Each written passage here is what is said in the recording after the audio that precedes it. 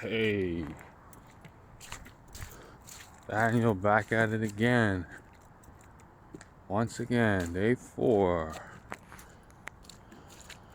Day four. Call me the clean machine. I don't even know if there's anywhere to sit. Everything's wet. It rained.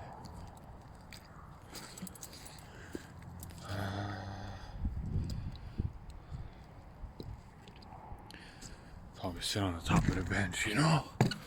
Old school style, sitting on the edge. Man. Day four. Day four, Day four, life, what you got in store, you know? Here I am, man. Here I am. Here we go. Day four. So last night, I didn't really sleep very good. I don't know, man. It was pretty late. Got to bed pretty late.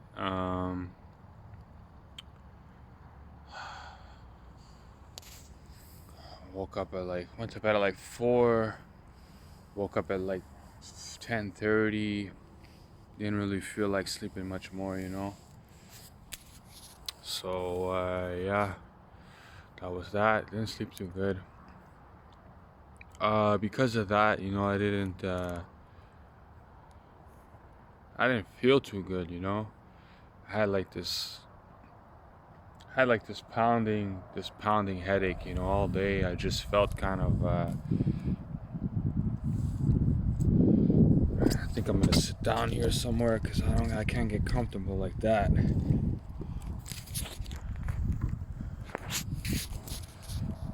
So yeah, I didn't sleep too good, man.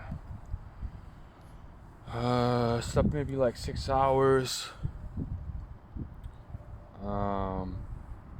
Had a headache all day for the better part of the day, you know. I kid you not. It's like it was like one of those days where, you know, it would be more on the easier side to just be like, you know what, F it. Let me roll one up. Let me just, let me ease this pain. Let me ease my mind. Let me unwind. But I said no. I said no. No. No. I'm not doing that. We don't do this over here. This is 30 days. You know? This is 30 days of 30 days of getting rid of this old habit, you know? And I wasn't even near ready to throw in the towel. But let me tell you, that headache was something, you know? It was like a headache of if you smoke, you will relieve this pounding in your head. I still said, you know what?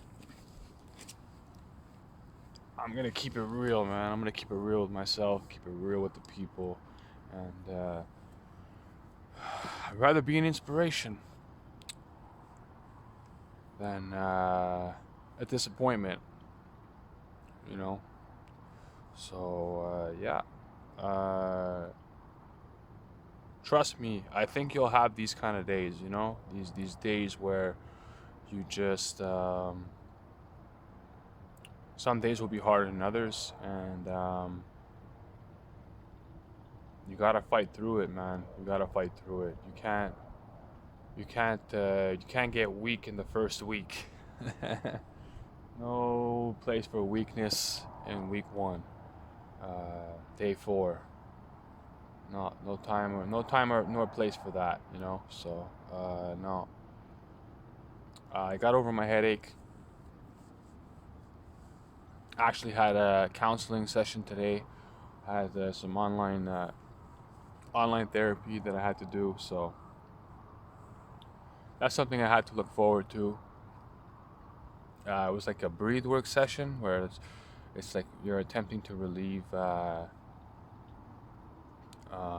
old, trauma that's stored in the body that we tend to just subconsciously will just hold on to it, you know?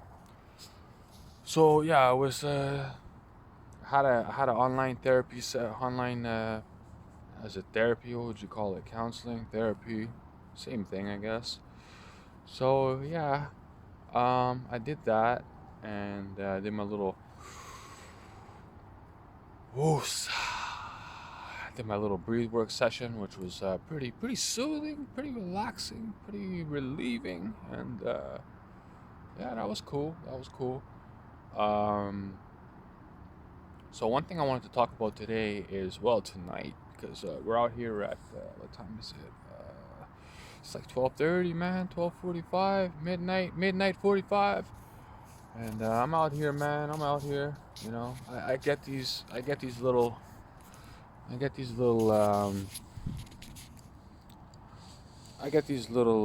instances where I'm kind of like, hey, am I gonna make a video today or not? Or I might skip today, but then part of me is like, no, you don't. No, you're not. No, no, no, no, no, no, no, no, no, no, no. So yeah, is that a person? I hope not. So yeah, it got a little bit late, but I'm still out here. I didn't smoke at all today. I didn't smoke. So what's that? Day 4, but day 3 of clean, and yeah. So I think the message I have today is that some days will be harder than others. Definitely, I think it's to be expected, right? So today was definitely one of those days. I just had that like bizarre migraine style headache, where I couldn't really like even put in my headphones and watch my YouTube videos, watch my David Lynn on his world tour, spreading the good message, spreading the good word, bringing the good news. Oh, thank you, David Lynn. You're great. Yeah, so I just had like a weird migraine headache, and I mean, part of me was just like, hey, just gotta roll up some Mary J, and it'll be okay, and I'll be okay. But I was like, nah, we're not doing that. Just gonna hang in there. We're gonna push. We're gonna fight through it, and that was that, man. That was that. So my message today is that some days are definitely gonna be harder than others. It's to be expected. It's to be expected. Um, even to the point that I reached out to an old friend and just like texted him, hey, what's up? And I'm not gonna lie, man, he called me right away, and he was like full of problems, man, full of problems. He says his grandmother fell down, and I think she's 100 years old now. 100 years old. She fell down. She's been having heart problems, I think. I mean, at 100, lucky to still be here kicking. So good for her. She's a strong woman, and but she's been having some health issues, and she fell down. She hit her head. So now my friend, he kind of I guess he has some things he needs to get off his chest. By all means, and he says his grandmother fell down. She hit her head. She's in the hospital because he doesn't have the what. He's not allowed to go visit her. So I mean, he's going through it, and he said she'll be getting a pacemaker put in before she returns home. So that's he's got a lot on his mind. He's definitely going through it. So he called me up, and he started telling me all this, and he told me a crazy story too about like how his his dad accused him of stealing money from him or something like that, and then I guess a few days later he has this new kitten, or this cat he's had for maybe a few months or a year, I'm not sure. The cat goes missing. So he tells me on the phone, my dad accuses me of this, and then my cat goes missing, and then when I confront my dad about the cat, my dad's all defensive and doesn't want to, doesn't want to talk about it, and he's he kind of seems guilty, he kind of seems like he's got something to hide, So yeah, he says his dad doesn't want to like be confronted about the cat situation, and I was just listening to this like, wow, I'm so happy I live by myself now.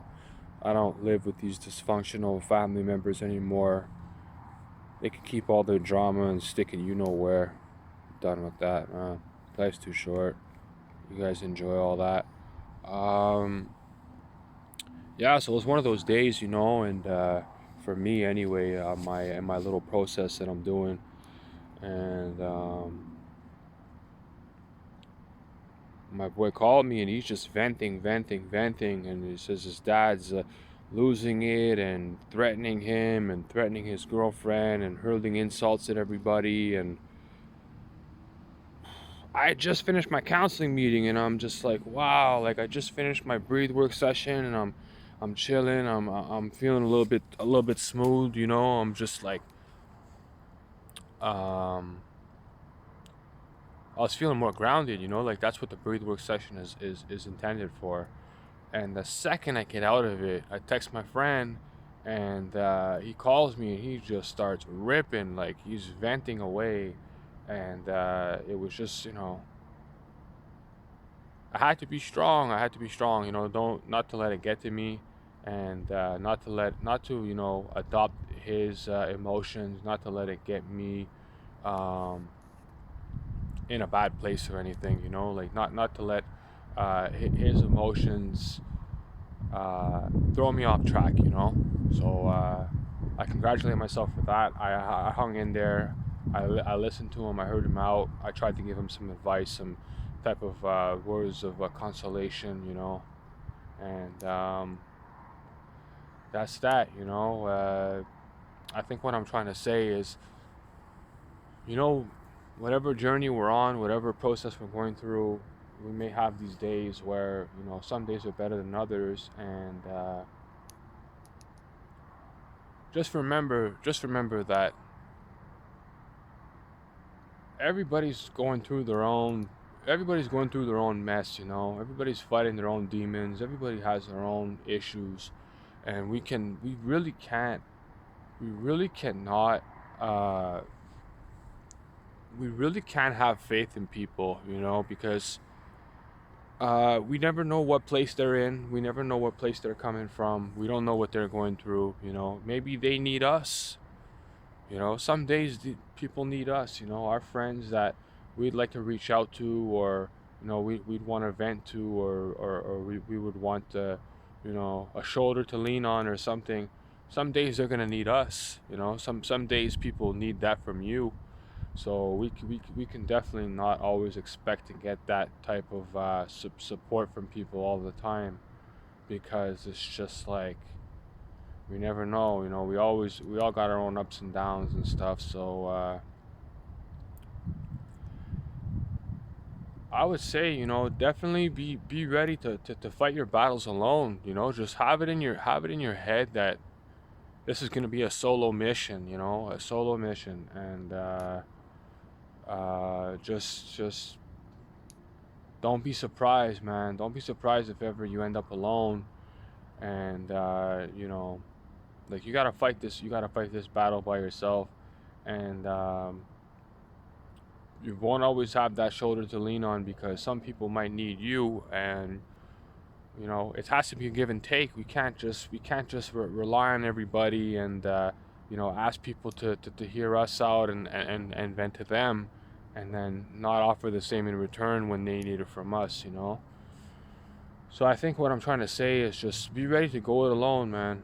Be ready to go it alone. Whatever your issue is, whatever your demons are, whatever it is that's whatever part of yourself you're trying to leave behind, whatever your whatever you're going through, man, just we can't always expect or think people are going to be there for us and help us, and we can lean on them. So my best advice is, be prepared to do it by yourself, because then when you expect to be alone all the time, you expect to do it on your own.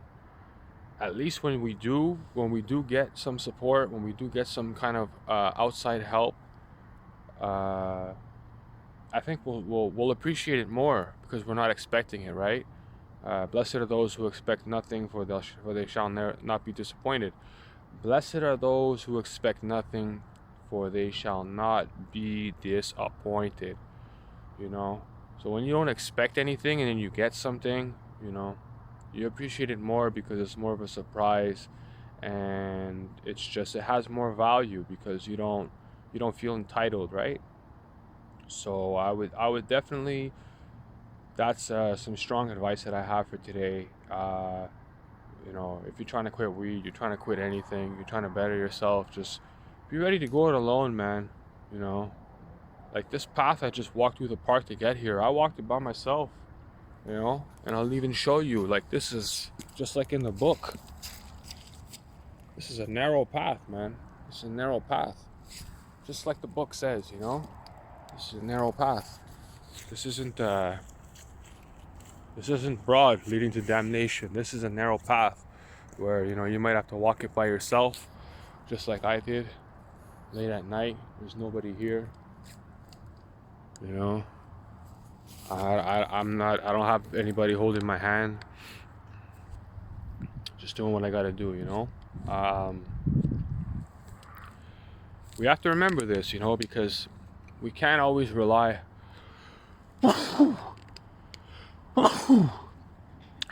Bless me, Lord, bless me abundantly, infinitely. Thank you, in Jesus' name, amen.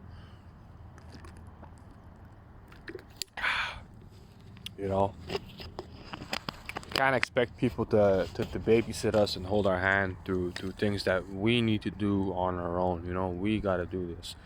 It's not up to anybody else to do it for us. It's not up to people to be there for us all the time. Builds more character, builds a lot more character to just do it on our own and not expect anything. And I can't stress that enough, because then when you expect to go it alone, and you do get that moral support, you do get that emotional support from somebody, it'll more like catch you off guard, and it'll catch you off guard, and you'll just we'll have a different sense of appreciation for it. And man, if you're on a process or a journey and you're doing it by yourself, I feel you, man. I feel you, man. I feel you, woman. Can be difficult. You can feel stranded. You can feel alone. You get a panic attack and call the kids' help phone. It all rhymes, like I did the other day. You never know. So just be ready, man. Be ready to do things by yourself. Can I get in here? Oh, nice, I can. So I'm at a different park tonight. This is a park where at this bench right here, we used to. This is another park we used to come to. We used to smoke, hang out. I'm in a tennis court right now. I don't know if you can see. But yeah, I'm in a tennis court, and I'll just take you down memory lane for a second. So right over here, me and a few of my friends, we were on this bench right here, and this is, man, at least 20 years ago. We were all still in high school, and we all came here to smoke and chill and whatever. I think some people were playing tennis. We definitely weren't. We were playing Mary Jane. So and that goes back to what I've been saying, is just stuff just takes you away from who you are, man. It just takes you away from the potential that your own natural born potential. It takes you away from being so much more than what you are or what you settle for. because, you know, we were here at a tennis court and we were all teenagers, full of energy and healthy, and, you know, we're not even playing tennis. We're just hanging out and sitting around and being bums, man. And it's you know, it's sad, man. It's sad. Who knows? Maybe one of us could have been like, you know, superstar like Serena Williams. I don't know any male tennis players off the top, so, you know, that's all I got. Yeah, you know, we could have. Who knows? Somebody could have had a tennis champion laying within them and not even know it, you know. But we were here on this bench once again. We're on this bench, and we're all rolling up. We're rolling up, smoking up, and where is it? Yeah, over there. I don't know if you could see. I'll walk by it after. There's bushes over there, and so we were over here. We were rolling. We were smoking. This bench right here, man. We're rolling up, smoking up, and yeah, we had one. I remember it vividly like it was yesterday. So we were. A couple of us were rolling a joint, and someone else had already rolled one and was passing it around. So we were all smoking, and somebody had a scale, and we had the scale out, and somebody was making a piece for somebody, and we were passing around the joint, having a good time, whatever, didn't think anything of it. So all of a sudden, you know, we're just not a care in the world, relaxing, having a good time, and we're passing the joint around on this bench right here, and we didn't really have our eyes peeled the way, you know, as much as we thought we did. So over there, and I'll walk by the bush after, the police were over there on the bike. There were police on bikes. They were over by the pine trees over there, crouched down, and they had binoculars. Crazy.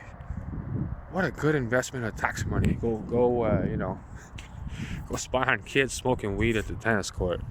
But I digress. Besides the point. So they were on bikes over there with the binoculars, and they flew in the tennis court. We had no chance, man. We had no chance. We were just, oh man, like trying to like hide things and step on things and put the joint out and all that, and no chance, man, no chance. The cops had us, and they came in. What are you guys doing? This and that. They smelled the weed. You know, if I remember correctly, there was like a scale on the ground. Someone was making a piece for someone else, and all of that good stuff, you know. So the cop came. They confiscated everything. We got, I think we got like misdemeanor tickets or something for, you know, possession of weed and smoking in public, stuff like that. So yeah, I remember myself and my buddy David. I think it was the two of us that got it the worst. I don't really remember why. So the police came, they interrogated us, they questioned us, everything, wrote us tickets. And then, you know, we were young, so the police they just escorted us on their bikes. We had our bikes as well. So they just escorted myself and David. They just escorted us home. And that was it, you know. But I guess it was a lesson. It should have been a lesson, but I don't think it really was. It was just kind of like getting our feet wet, and we had like a story to tell to all our bozo friends. You know, the following months or years ahead, you know, we had a dumb story to tell, which was, you know, nothing to be proud of. So I remember that. So I wanted to come here tonight and just share that with you, you know. Smoking weed and whatever, doing stupid things in public could just end you up in the wrong place, you know. And I'll get more into it, you know, later on in the series, later on down the line on my channel. And that was kind of the start of like you know, juvenile delinquent type route that I took, right? So yeah, it was just, wrong place, wrong time, and doing stupid things like that. Play stupid games, win stupid prizes. So that was it, man. That was it. My parents weren't too happy, you know. I think they had to pay the ticket because I didn't have money at the time. You have no job, whatever. I don't have no money, or did I? So yeah, that's that. Yeah, we both got a ticket. The cops escorted us home, and yeah, I think we tried to be a little bit more careful after that, and that was it. That was that. So yeah, I'm gonna leave the tennis court now. It's kind of late. It's like 1 o'clock in the morning. That's what happens, man, when you quit. Oh man, I got so much energy. Hey, don't close the door on me like that.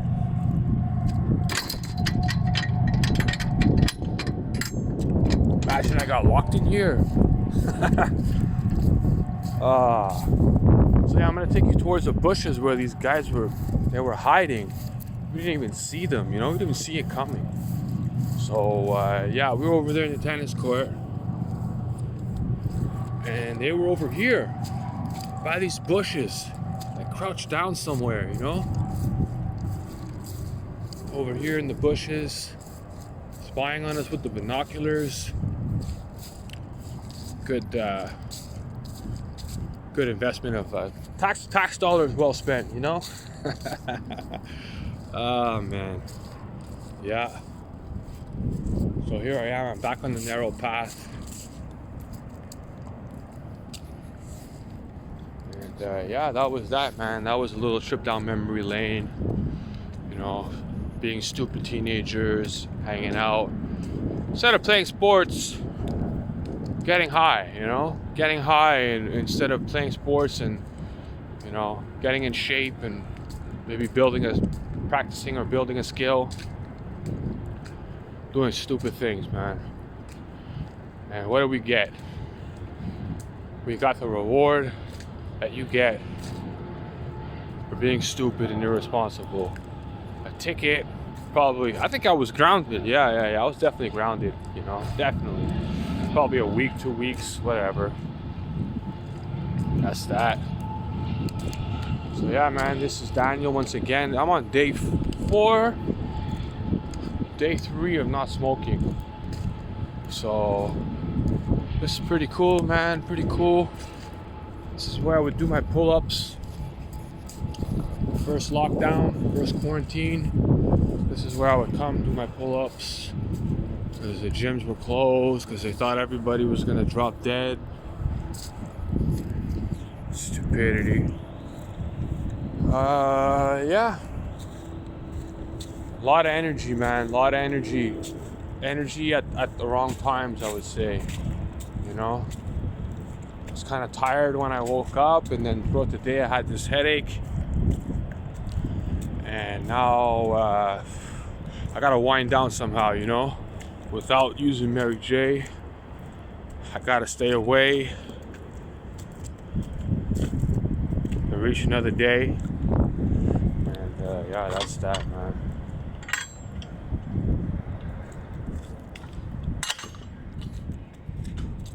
Don't expect people to be there, Don't expect people to always be there to support you, because, they have their own problems. They have their own issues, and sometimes we need to be there for them, so it can't always be about us. I think that's just a positive message, We could have been playing sports instead. We could have been doing some better activities. I think around then I could have been playing for the high school basketball team. Messed that up too. Who knows? Maybe we could have made it to the big leagues, So yeah, that's unfortunate. The weed definitely doesn't help you, man. It just keeps you in this low vibration, keeps you lazy, keeps you wanting more, keeps you wanting to numb. And a little wabbit. Oh, wabbit. It's alright, buddy. Hey.